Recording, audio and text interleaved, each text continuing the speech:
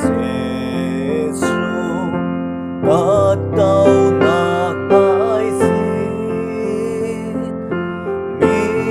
đăng nang mana cô tê ni đã lại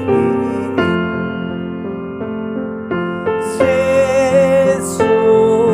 Giêsu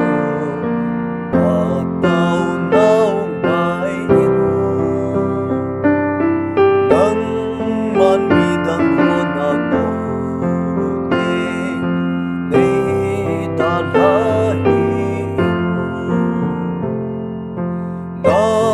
tô na lim đăng nuôi a chân gây ma ol đây bê